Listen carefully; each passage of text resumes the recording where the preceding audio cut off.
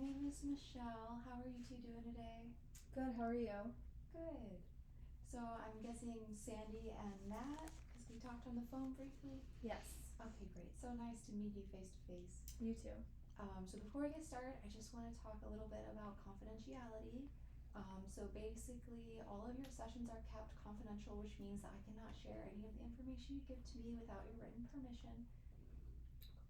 The only thing I would have to do is since I'm a mandated reporter, I would have to report if there was immediate danger to you or to someone else, if there was abuse or neglect of a child, elderly person, prisoner, or disabled person, or if I receive a court order. If I receive a court order, I'll only give the bare minimum under the law. Do you have any questions about consent?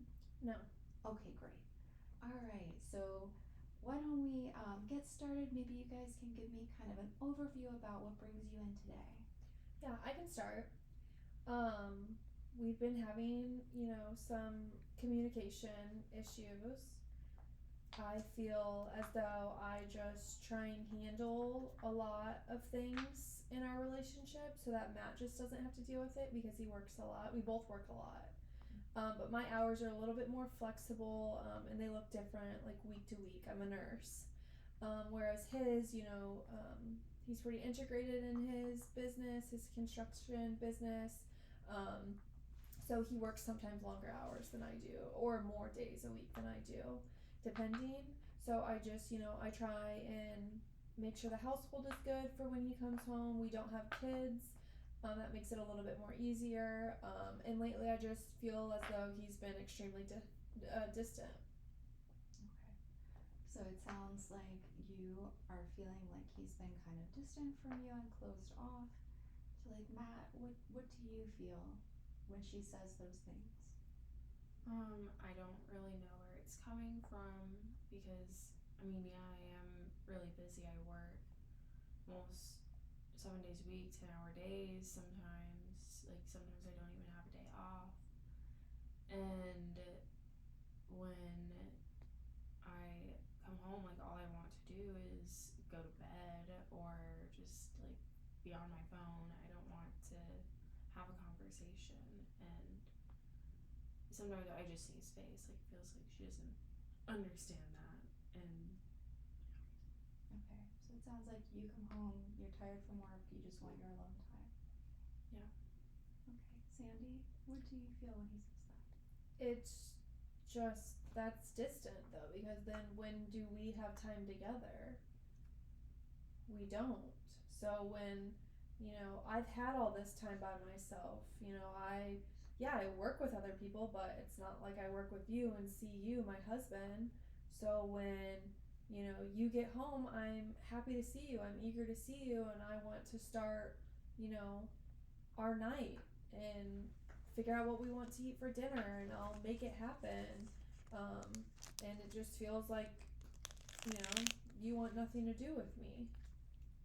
well, that's not true. I appreciate all that she does. It's just I'm just tired, and But I'm tired too, and I still want to spend time with you, and I don't just ignore you.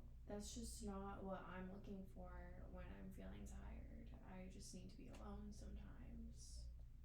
But we can plan to like hang out. But we're not just friends that hang out. Like, we are a married couple, and we've worked. We've been married for 5 years, and we've worked this hard the entire time. We're trying to save up to buy a home, and it's just now all of a sudden he's so tired that he doesn't want to spend any time with me. Okay, so this is kind of more of a recent development? Yeah, I would say within the last 5, 6 months. Did anything happen during that time that may have caused a change between you two? We had this huge fight, and we usually don't fight very often. It was, I had a couple days off, and I really wanted to declutter the house. I like when things are very, tight, like neat, and organized, and I don't like to keep a lot of knickknacks around my house. So I decided to take on a project of cleaning out my closet, and he wasn't there. He was working, and he was working out of town this week.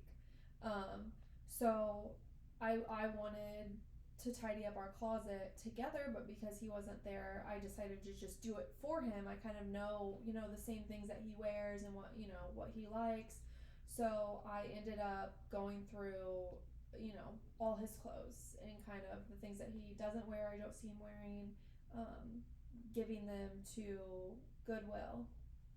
And when he came home from, his week away from working, um, he was looking for an old t-shirt, um, asked me where it was, and I told him that, I never see him wear that, or I rarely see him wear it, so that I had gotten rid of it. I had went shopping and I got a bunch of other clothes. So it's not like I was just throwing out his clothes. Like, I've got new clothes for him that I felt like he desperately needed. And he just completely lost his temper on me, and we never yell at each other. We don't cuss at each other. We don't raise our voice at each other, and he just went ballistic. Okay. Do you feel like that's an accurate portrayal of what happened?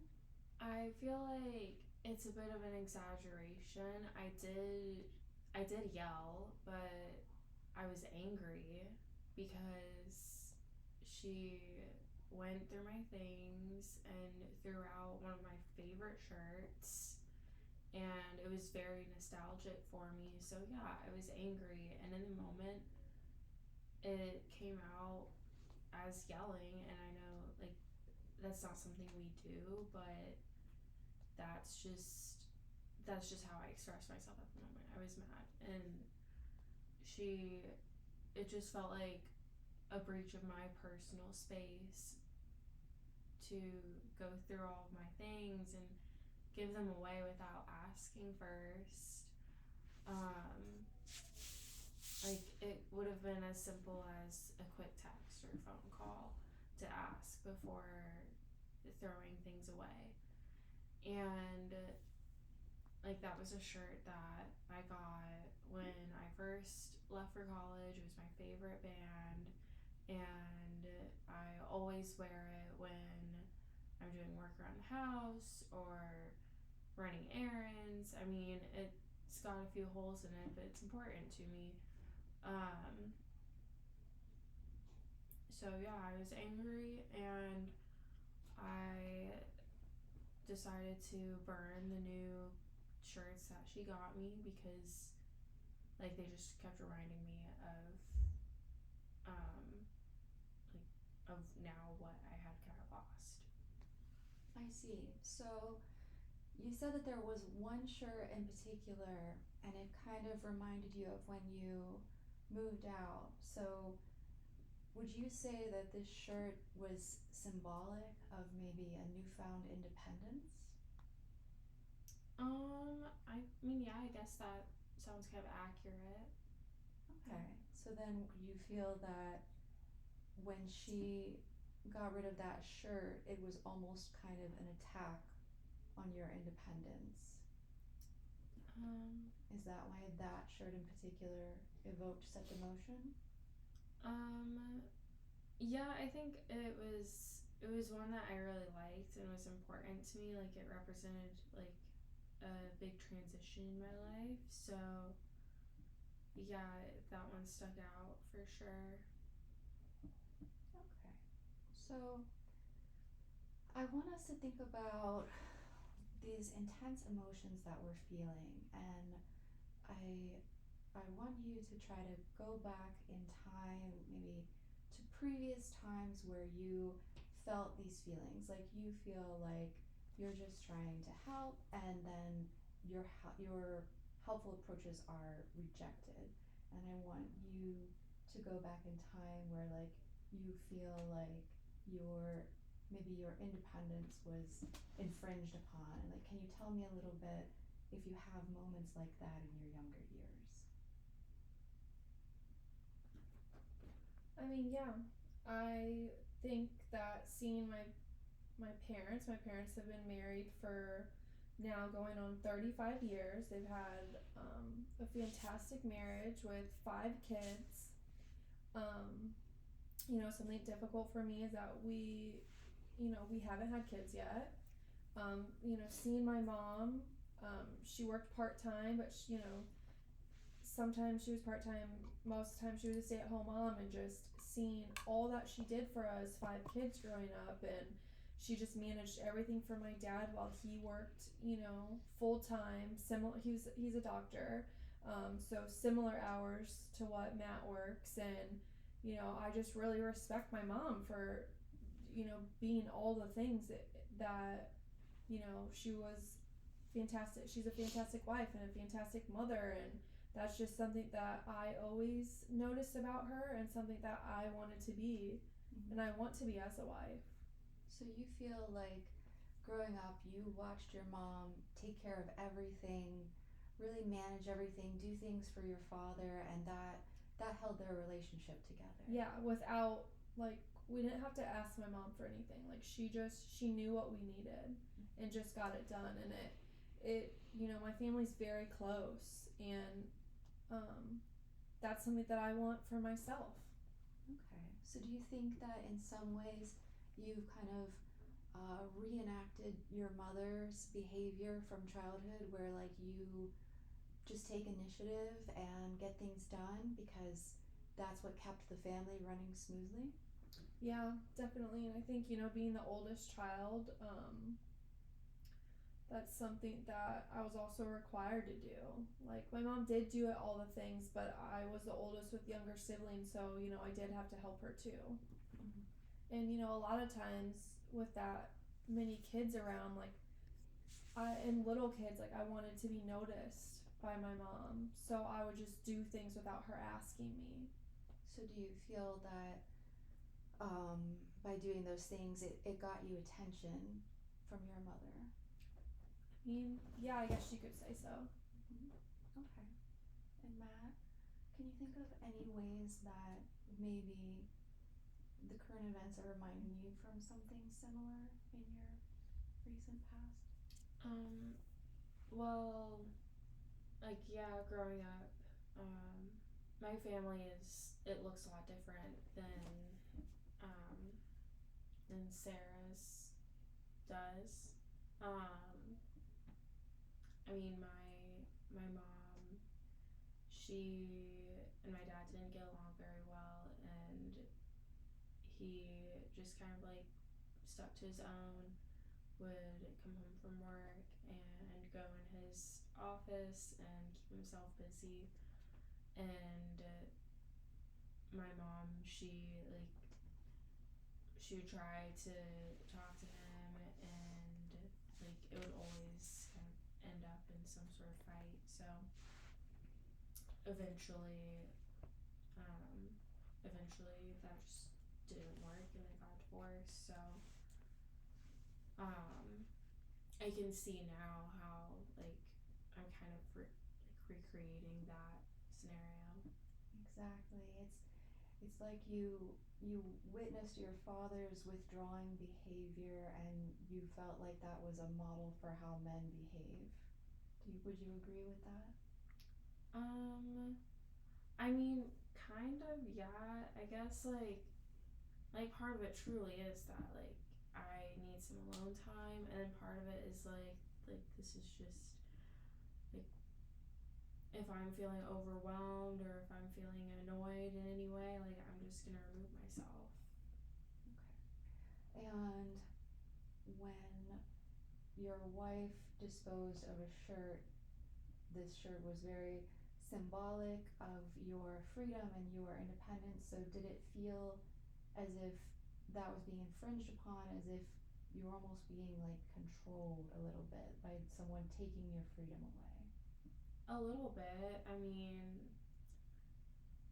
to me, it kind of feels like with her trying to change everything about my wardrobe, what I wear, and then trying to always make sure that I'm doing everything that she wants to do. It feels like I don't have time to myself. Mm-hmm. So it feels like like she's trying to change you. Yeah.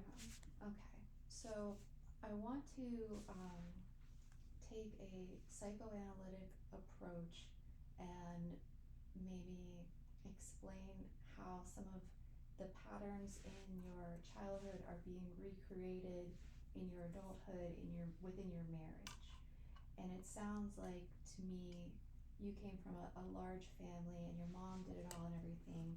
So for you, in order to get approval and attention from your mother, you also had to take initiative and help out, and that was reinforced by her positive noticing of you. So when you would like attention from your husband, you take initiative and you try to get everything done because he's so busy, and you're hoping that by taking care of these things, he will then give you the attention and you'll feel important because you are valuable to him, and then for him it feels like you're overreaching and you are taking care of things that he never asked you to do, and because it was modeled to you by your father that if there's any kind of conflict, you just withdraw. So your withdrawing behavior then triggers the abandonment that you're trying to avoid with your caretaking tendencies by being helpful and being valuable in the relationship, but it's not being perceived that way. So then he withdraws and you chase, and it's kind of this dance that keeps getting worse and worse. And the shirt in particular is symbolic of the freedom that he feels that he's lost. Does that make sense? It does. I didn't realize that shirt meant that much to him. I mean, I've seen him wear it, and to me it was just an old ratty shirt with holes in it. But for him it held a deeper sentimental meaning. But for you it was just a shirt that it was time to replace. I can see that now. So seeing it from her point of view now, does it feel less like an infringement on your independence and more as a thoughtful gesture? Yeah, I can see that she's just trying to like have a happy household and family, and she's putting a lot of effort into that, and that effort doesn't mean she's trying to control me. That's wonderful to hear. Alright, so moving forward, I want you to, before you have arguments, try to take a moment and see the deeper meaning in what's happening in your fights. So on the surface it was just a ratty t-shirt, but the deeper meaning was it was symbolic of independence. So maybe we can take a pause before we get angry and ask, could there be something deeper here going on? How does that sound? I think that's definitely needed. Alright, so I want you guys to practice that until our next session, and then we will have a follow-up and see how it goes. Okay. Thank Okay. you. Thank you.